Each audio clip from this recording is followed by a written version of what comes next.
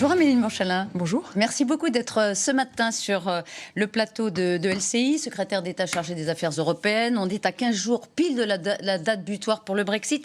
On va en parler, vous allez nous dire, on y va pas, on y va comment? On a besoin de vos lumières. Mais d'abord un mot de cette polémique du voile qui divise le gouvernement. Vous voyagez beaucoup en Europe par définition. C'est quoi le modèle français ? C'est de permettre aux femmes voilées d'accompagner les enfants en sortie scolaire, ou c'est de trancher dans le vif avec une certaine radicalité, comme le demande la droite, et de faire une loi pour l'interdire?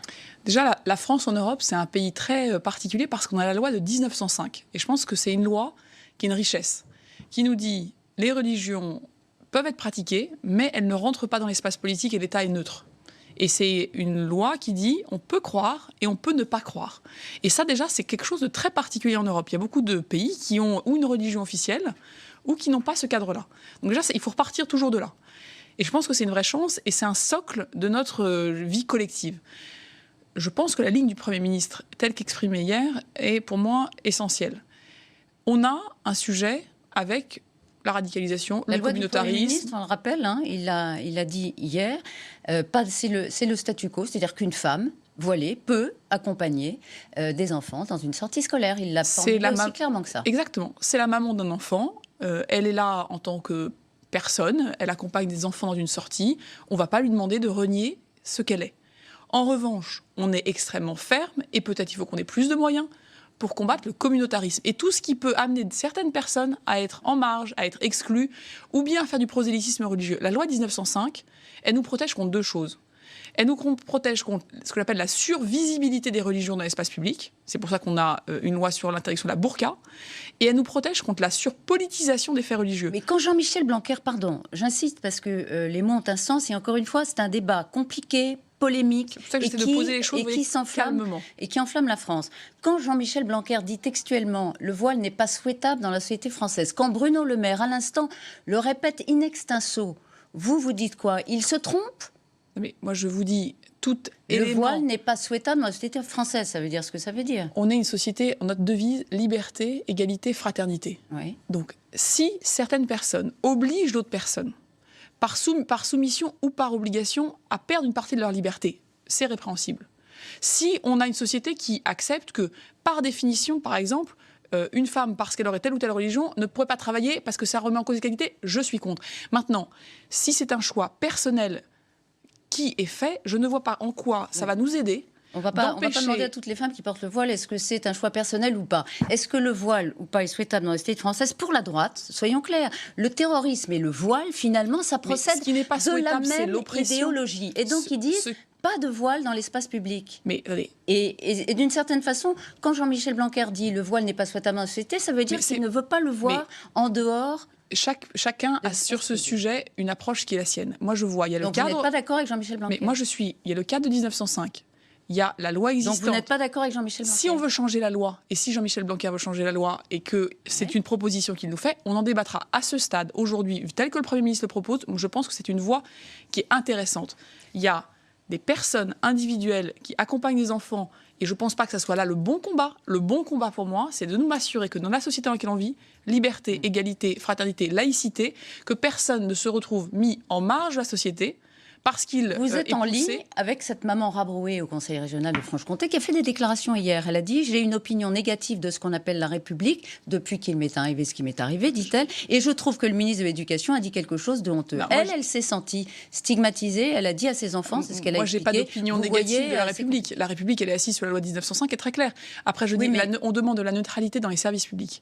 On demande le fait que la burqa est interdite en France. Donc, statu quo. Mais je pense que le Premier ministre l'a dit très clairement. On a un sujet, vous savez, j'étais élue d'un territoire de banlieue.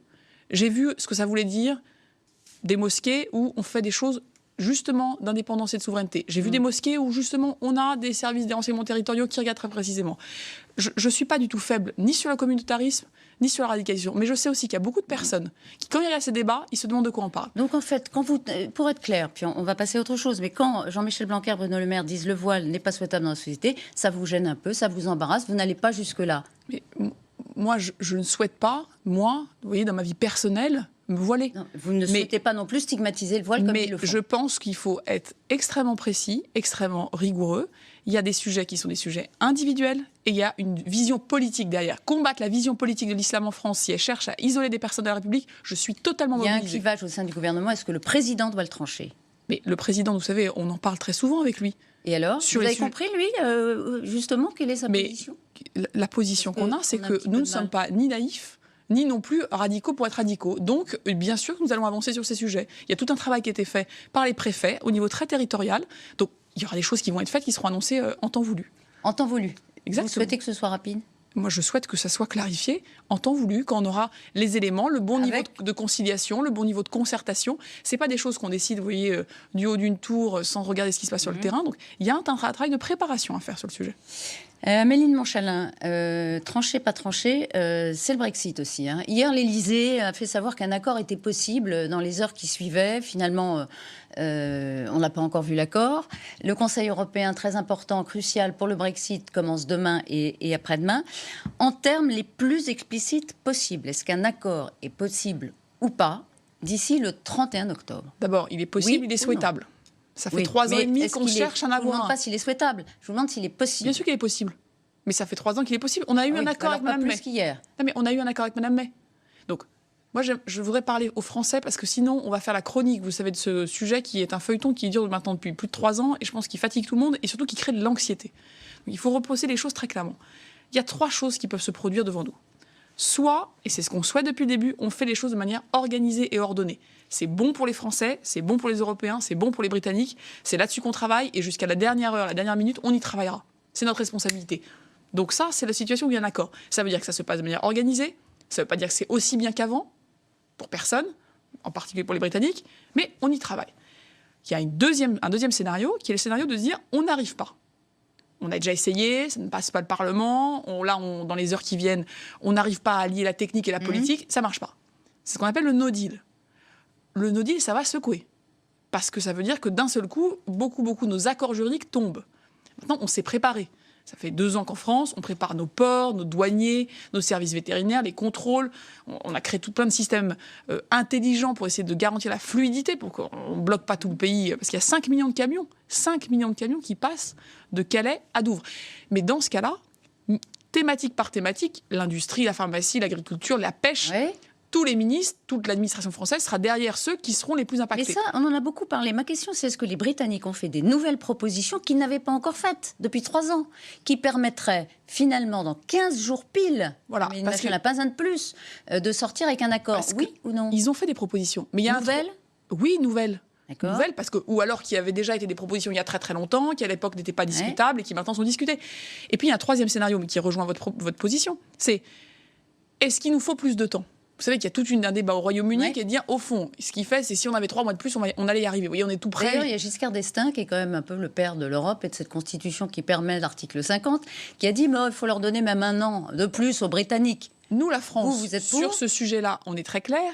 Le temps, si c'est juste du temps, on ne voit pas ce que ça va résoudre. Si c'est du temps parce qu'il y a une nouvelle élection, parce qu'il y a un nouveau Premier ministre, parce qu'il y a un référendum, en bref, s'il y a quelque chose qui peut faire en sorte que la population britannique, le Parlement britannique et le gouvernement britannique marchent un peu plus ensemble, alors qu'aujourd'hui, c'est parti dans 3 directions totalement différentes. Donc, référendum, nouveau Premier ministre... Élection, comme on dit, un changement politique majeur. Si le dialogue, parce qu'on se donne du temps, est différent de celui qu'on a aujourd'hui, il faut qu'on y réfléchisse. Sinon, vous mettrez votre veto. Mais on a à avoir un délai supplémentaire. À moins que ce soit technique et qu'on se dise, parce qu'on est sûr que ça va aboutir, mais je veux dire, ce qu'il faut qu'on ait en tête, et le président l'a très bien dit pendant des mois et des mois, et d'ailleurs, vous savez, au mois d'avril, quand la France disait, attention, le temps tout seul ne va pas résoudre le problème, on l'a un peu vu. Pendant des mois et des mois, il y avait plus de temps, ça n'a pas résolu. Mais pourquoi on dit ça? C'est un choix d'abord britannique. Mais alors, on ne va pas refaire toute l'histoire. On a compris que c'est un choix britannique souverain. C'est important parce qu'il y a beaucoup de gens dans le système qui ne veulent pas du Brexit. Ils n'en veulent pas parce qu'ils pensent que c'est une bêtise. Oui, je ne vais pas vous dire que c'est une bonne idée, mais c'est un choix britannique. Ce n'est pas à nous de dire, parce qu'on va se donner 2 ans et demi de plus, cette idée va disparaître toute seule. Ni c'est parce qu'on va se donner 2 ans et demi de plus que ça va résoudre tout d'un coup. Donc moi, ce que je veux dire aux Français, c'est on travaille pour eux. Pour que dans les 3 situations que je viens de décrire, soit celle où on a un accord, c'est qu'on aura bien travaillé pour eux, soit celle où il n'y a pas d'accord, qu'on soit vraiment à leur côté, parce qu'il y a des secteurs où ça va être difficile, et je le dis, ça va secouer, parce que ça ne peut pas être aussi bien quand on n'a plus de cadre juridique, Ouais. mais je dis aussi qu'on aura une relation future. Le tunnel sous la Manche, il fera toujours 50 km. Il y a 3 scénarios. À mesure qu'on approche maintenant de l'heure de vérité, Amélie de Montchalin, lequel est le plus probable? Je ne vais pas me lancer dans des pronostics. Tout est encore possible à 15 jours. Moi, Tout est encore possible. Tout est encore possible. D'accord. Les 3 scénarios sont devant nous. Et moi, ma position avec le Premier ministre, avec le Président, c'est de ne pas être dans l'optimisme, le pessimisme, faire des paris. C'est dans la responsabilité. Un accord à tout prix. C'est d'abord, on a des principes. Il faut que l'accord préserve la paix en Irlande. Il y a des scénarios, des choses qui nous sont proposées. On pense que ça ne marche pas. Il faut que le marché intérieur soit protégé. Il ne faut pas que tout ce qui nous arrive du Royaume-Uni demain soit produit dans des conditions déloyales, où à la fin, on se fait compétition chez nous, alors que les normes ne sont pas respectées. Pour les agriculteurs, pour les pêcheurs, pour énormément de secteurs, c'est vital. On est prêt. Nous, on est prêt pour un Brexit. Nous, on est prêts parce qu'on a regardé secteur par secteur les difficultés que ça pourrait poser. On a mis de l'argent de côté, on a des mécanismes de contingence et on sera sur le terrain. Maintenant, qu'est-ce que ce sera la priorité si jamais ça se passe? C'est de recréer un cadre de discussion. C'est de recréer une relation future. Comme je vous le dis, le Royaume-Uni sera toujours à 50 km de la France. À moins qu'il y ait une tectonique des plaques majeure et qu'ils déménagent, mais je ne crois pas que ce soit prévu. Enfin, en tout cas, je ne suis pas au courant. Mais ils seront toujours là. Et donc, s'ils sont là, on aura des liens économiques, on aura des liens humains, on aura des liens culturels. Moi, j'ai grandi à Calais. On voit les falaises de Douvres quand il fait beau à Calais. Oui. Elles seront toujours là. Donc, ils ne se détacheront pas vraiment. Le no deal, c'est un moment. C'est pas un Ils seront État. détachés, mais en tout cas, il faudra trouver un mode Et de bien vie sûr, il faudra qu'on commun continue. avec des nouvelles règles. Et c'est là où, je le dis très solennellement, il faut que Boris Johnson, il dise ça aussi à sa population. Le Brexit, c'est pas la fin de la relation avec l'Union européenne. L'Union européenne aura à négocier avec vous le futur. Donc, vous voyez, c'est pour ça qu'il y a ce moment très compliqué qui est le moment du divorce, mais il y aura une relation future. Il faut d'ailleurs rassurer les Français. On ne va pas laisser les Britanniques dériver au milieu de l'Atlantique, c'est pas comme ça. Ce qu'on entend, c'est que le divorce, il peut avoir lieu.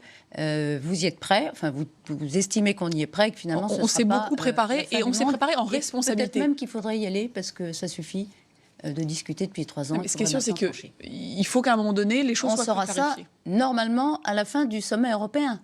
Il sera décisif. On aura, mais tous les sommets sur le Brexit sont décisifs. Ça fait 3 ans que c'est décisif. Donc, on aura bien sûr des discussions.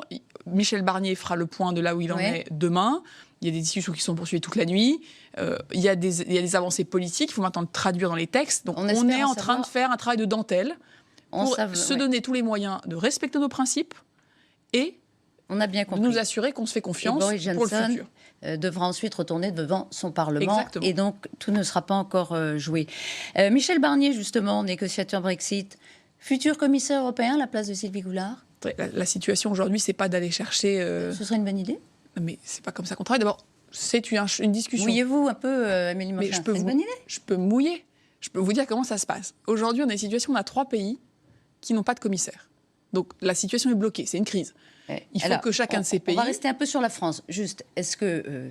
vous avez dit à la fin de la semaine dernière, Ursula von der Leyen, la présidente de la Commission, c'est elle qui, en gros, va choisir. Est-ce qu'il nous faut un homme, une femme? Exactement. Est-ce qu'il faut... le président Macron l'a reçu. Ils se sont vus. Ils se sont vus. À l'Élysée. Et donc, elle lui a demandé... D'ailleurs, ils vont aussi dîner, je crois, ce soir avec elle. On la voit beaucoup en ce moment. Bon, donc, eh bien, est-ce qu'elle a dit son choix? Elle nous a demandé de lui proposer des noms qui puissent... Encore? Combien de noms? 2, 3, 4. 2, 3, 4, je sais pas. Vous en avez 2, 3, 4 sous la manche? Mais heureusement qu'on a bien sûr qu'on a 2 ou 3, 4 pour le portefeuille de Sylvie Goulard qui est énorme. Mais heureusement qu'en France, vous voyez, qu'on a de l'ambition pour avoir une souveraineté de défense. Le monde est de plus en plus incertain, on le voit tous les jours. Pour travailler sur le numérique, pour travailler sur l'industrie. S'il y avait tant de noms que ça se saurait parce que... Mais le président l'a dit, il en a proposé 3 au début de l'été, donc là, il n'y a pas de problème pour trouver des noms. Donc les 2 qui avaient été recalés sont à nouveau dans la course. Donc le président et Ursula von der Leyen, le président, après le Conseil européen, va proposer une liste. Mais pourquoi c'est après le Conseil? Pourquoi c'est pas... Parce qu'au fond, c'est un peu plus compliqué que ça. Il faut qu'on recrée la confiance entre le Parlement européen, qui doit voter les textes, qui doit pouvoir approuver à la fois, bien sûr, les personnes, mais ensuite le projet, la Commission, qui est comme un organe moteur en Europe, et le Conseil, qui représente les États et les chefs d'État. On est au cœur d'une crise politique, on a besoin d'un moment de clarification pour que l'Europe produise des résultats. Vous avez compris la leçon quand même de ce fiasco la semaine dernière. Mais ce que j'ai compris surtout, c'est qu'il y a eu des changements politiques majeurs en Europe. Avant, il y avait 2 partis. Aujourd'hui, il y en a 4. J'ai compris aussi que les choix qui avaient été faits pendant le Conseil de l'été, où on a nommé Christine Lagarde, où on a nommé Ursula von der Leyen, où on a fait toutes ces nominations-là, ont changé le paysage. Et donc, il y a un mouvement où on sent que ça se... Attendez, il est apparu aussi incompréhensible pour de nombreux parlementaires européens que Madame Goulard ne puisse pas être ministre en France et puisse être commissaire. Ça, c'est quand même quelque chose que vous ne pouvez pas ignorer. Mais entre-temps... Pas dire seulement c'est à cause des manœuvres politiques, des recompositions qui nous est arrivé ce qui nous est arrivé. Il y a plusieurs choses. Le Parlement est souverain. Le Parlement est souverain, je ne vais pas refaire l'audition ici. Mais entre le moment où Sylvie Goulard a pris la décision qui était la sienne, en 2017, et l'audition, entre-temps, par exemple, le Parlement européen, le secrétariat général du Parlement, l'administration du Parlement européen a considéré qu'il n'y avait pas d'affaire. Il y a eu un certain nombre d'éléments. Les parlementaires ont fait un choix. Je ne vais pas ici le commenter. Moi, ce que je vois, c'est la situation d'aujourd'hui. Aujourd'hui, ça ne fonctionne pas parce qu'il y a 3 pays qui ont eu leurs candidats retoqués. Et donc, on a 3 pays qui doivent proposer des nouveaux noms. Ursula von der Leyen doit organiser les choses, doit reproposer au Parlement. Il faut que ça passe à nouveau la barrière du Parlement. Et ensuite qu'on travaille. Mais moi, la priorité du gouvernement français, c'est toujours que la France conserve intact le portefeuille qui était normalement dédié à Sylvie Goulard. Oui ou non? Est-ce que c'est toujours la priorité d'Emmanuel Macron? C'est une priorité, mais pas parce qu'on est là à montrer nos muscles. On est là parce que c'est des sujets qui nous semblent essentiels pour les citoyens. Le bon profil, leurs emplois, le bon profil le numérique, face au GAFA et la défense. Un technicien, un politique, un parlementaire européen? C'est quelqu'un, pour moi, qui est capable d'avoir des résultats sur ces sujets, donc qui est capable d'avoir à la fois beaucoup d'ambition et donc une vraie vision politique, et qui est capable ensuite de le vendre aussi au Parlement et de travailler avec eux. Parce que vous savez, dans le système, c'est un peu comme en France. Vous pouvez avoir les magnifiques lois que vous voulez, si elles ne sont pas votées et que vous n'arrivez pas à les mettre en œuvre, ça ne sert à rien. Moi, ce que je veux, c'est des résultats. Et des résultats, il en faut, parce que tant que la Commission n'est pas installée, l'Europe, elle ne marche pas. Eh bien, c'est bien pour ça que je vous dis que notre priorité, c'est d'arriver à trouver une commission qui fonctionne très vite. On veut parler du changement climatique. La balle n'est pas dans votre jeu de proposer quelqu'un qui soit vraiment impeccable, si vous me permettez, du point de vue du Parlement. Ça, c'est pas compliqué. C'est l'éthique qui a été quand même pointée du doigt, du point de vue des parlementaires. Quelqu'un qui a une éthique remarquable, qui a une surface aussi remarquable pour prendre ce portefeuille. Non, mais la balle est dans notre camp. La balle est dans votre camp. Mais elle est dans un camp collectif. C'est-à-dire que c'est pas parce qu'aujourd'hui, ce problème de confiance. Ségolène Royal, c'est un nom qui vous intéresse? Mais vous savez, c'est pas un sujet où on choisit comme ça sur photo, on choisit pas sur catalogue. Il faut avoir les compétences, on en a parlé, il faut avoir l'ambition européenne, il faut avoir la confiance de Ursula von der Leyen et la confiance du Parlement. Vous voyez bien que c'est pas entre vous et moi ce matin qu'on va trouver ça. C'est un sujet qui nécessite, je vous dis, de la confiance politique, et c'est ça qu'il faut qu'on restaure. Et c'est pour ça que vous attendez la fin du Conseil européen. Oui, parce que pendant le Conseil, qu'est-ce qu'on va faire? On va rencontrer les représentants du Parlement, les représentants des chefs d'État, la commissaire Ursula von der Leyen, et on va travailler ensemble à recréer un cadre de travail qui ne soit pas juste un cadre de travail politique, qui soit un cadre de travail pour les résultats pour les citoyens, parce qu'ils nous demandent, ils nous montrent pendant les élections qu'on travaille pour eux et que ça avance. Le 1er novembre, la Commission européenne ne pourra pas s'installer. C'est assez peu probable. C'est une question de quelques jours, quelques semaines. Moi, ce que je veux qu'ensuite, c'est qu'on puisse vraiment avancer. Les priorités sont claires. Il faut maintenant qu'on puisse se donner la capacité de faire. Est-ce que l'Europe manque de courage? Est-ce qu'elle est lâche face au drame kurde? L'Europe a dit des choses fortes. Oui. L'Europe a dit des choses importantes. Et par exemple, on dit toujours la France, l'Allemagne, le couple franco-allemand a dit des choses fortes sur les exportations d'armes. A une position très claire sur le fait qu'il faut que les membres de la coalition qui ont lutté contre Daesh, y compris la Turquie, y compris les États-Unis, soient mis face à leurs responsabilités. Qu'est-ce qu'elle fait? Elle dit, qu'est-ce qu'elle fait, l'Europe? Aujourd'hui, elle met une pression très forte sur le système. Et le cessez-le-feu, vous savez, dans la diplomatie... Une pression sur Erdogan. Vous avez vu la façon dont Erdogan a parlé de l'Europe il y a quelques jours? Oui, je l'ai vu. En disant, toi, l'Europe ne me donne pas de leçons, tu m'as donné tous tes réfugiés d'une part et tu m'as mis au banc de l'Europe. C'est bien pour ça que je vous dis qu'aujourd'hui, on est en train, au Conseil de sécurité, avec toutes les instances possibles, avec les instances de coalition, de nous mettre autour d'une table. Pourquoi? Parce que le cessez-le-feu, c'est pas une question qui se décrète de l'extérieur. Il a dit, cette nuit, il a dit pas question. Eh bien, donc le Conseil européen aura jeudi et vendredi une action coordonnée sur le sujet, dans la suite de ce qu'ont fait les ministres. Une action? Oui, vous savez, les ministres des Affaires étrangères, ils ont pris des décisions très fortes. Pour terminer, est-ce qu'il y a un monsieur, Madame Europe, qui doit aller voir Erdogan, par exemple? Mais vous savez, le Josep Borrell, qui est le candidat pour être le chef de la diplomatie européenne, est typiquement une personne qui, dans les années, les mois, les semaines, les jours, les heures qui viennent, je pense, peut endosser ce rôle. Il n'est pas pour l'instant confirmé, donc c'est pas à lui de le faire. Mais c'est pour ça qu'on a un chef de la diplomatie européenne. C'est pour ça qu'on a aujourd'hui une réunion franco-allemande. Et c'est pour ça que, à évidemment, Toulouse, le délai d'installation de la Commission est dommageable à l'action européenne. Mais aujourd'hui, Angela Merkel, Emmanuel Macron et puis Ursula von der Leyen se voient à Toulouse. On va notamment parler de ça. On en reparlera demain à Bruxelles, au Conseil européen. On a beaucoup d'instances où on se met d'accord et on travaille ensemble. Merci beaucoup Amélie Manfin Merci. d'avoir été ce matin l'invitée d'LCI. À vous Pascal.